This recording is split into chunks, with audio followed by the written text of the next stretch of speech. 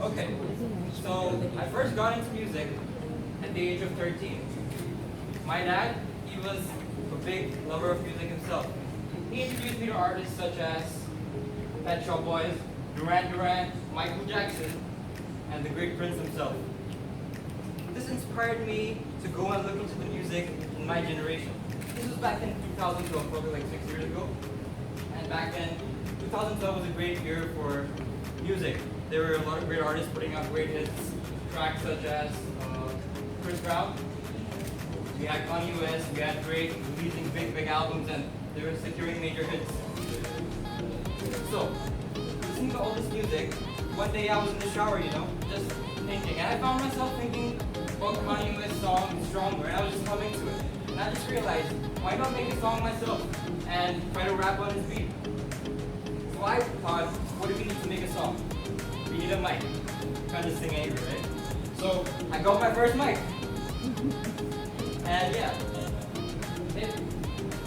when I recorded my first song, I had a free software I just found over the internet, and honestly, everything just fell apart. I wanted to be here, and I was here when I made the song, and when I started I just thought I'll just release more music and keep going. But man, it didn't work out. Everyone I knew, every person I knew, they gave me hate for what I did. They said that every type of song is just something. They call me a wannabe. They call me someone who's struggling too hard to be someone I'm not. And this, for a long time, kept pulling me down. And I thought, is this the end? Do I give up? And I lost my motivation for everything. But I was watching this interview of one of my favorite rappers. His name is Zeeshan. He said, every craft takes time to develop, and overnight success does not last. The longer it takes to become successful, the longer the success lasts. So I thought, why not refine myself? Let's go and learn an instrument. I thought I'll pick up guitar, and I did a few songwriting courses from Berkeley on the internet. And once I was done with that, I thought maybe I should work on some music again. So what I did. Oh yeah, let me just look at my Yeah, so what I did was I spent the next year trying to draw inspiration from artists such as The Weeknd, Travis Scott, my favorite artist, Travis Scott, Tory Lanez, Post Malone. So yeah, I spent the next year drawing inspiration, working hard, and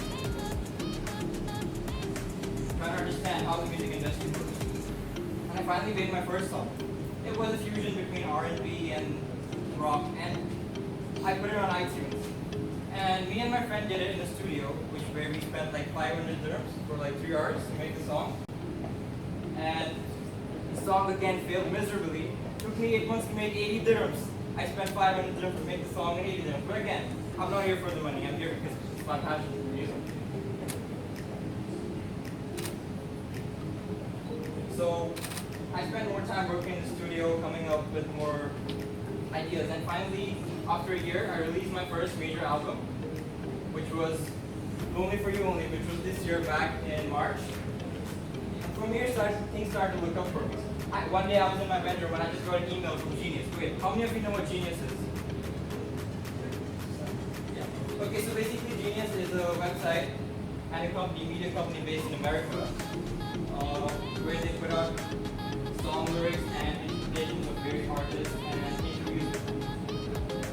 And seeing myself on that page, being verified as an artist over there, felt amazing because struggling over the last 3-4 years trying to be an artist, and then finally seeing my work and my songs and my name being beside all of these artists and my own songs being there with credit, it felt amazing. And I felt like maybe I should work more harder. And a week later, I got a call from Spotify. You guys know Spotify, right? And they said, we're going to verify you. We heard your mixtape, it's amazing. We're going to push you over there. We're going to verify you. And this was like a big thing for me. Like, I used to listen to all my artists on Spotify, and seeing my own name with the verified tick, it just felt amazing. So yeah, this happened. Okay, now I want to talk about the process and the struggles which go behind making a song. Now all of you must think people write down songs and then here it is, the song's done. Like, you guys don't know what goes behind the whole production process and what's going on, the nitty-gritties and stuff like that. So So let me break it down for you. 5 steps for making a song. Step number 1, securing the beat.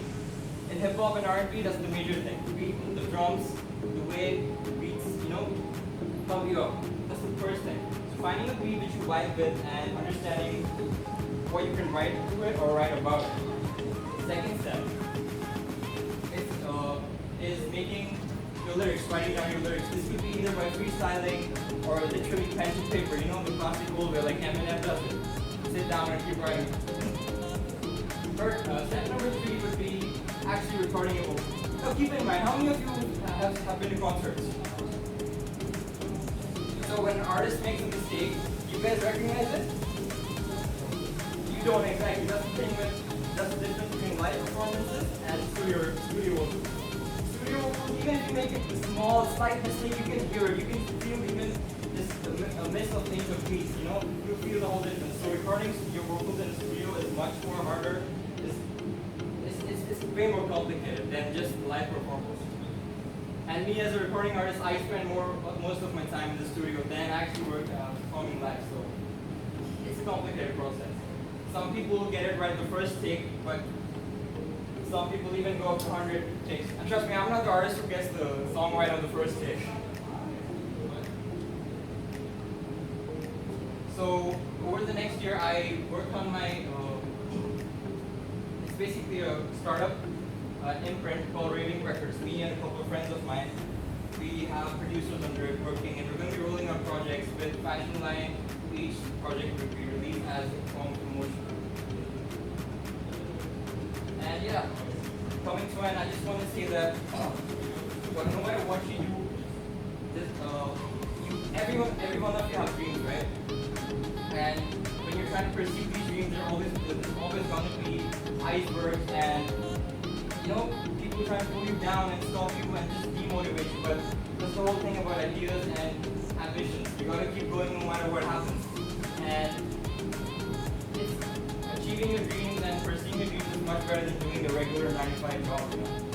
I mean, we all want to do what we enjoy instead of just being in an office spending 9 hours a day trying to get money. So yeah, I want to end this by saying a quote by Tupac, which is, always pursue your dreams, dreams never leave you, and for every dark night, there's always a brighter day.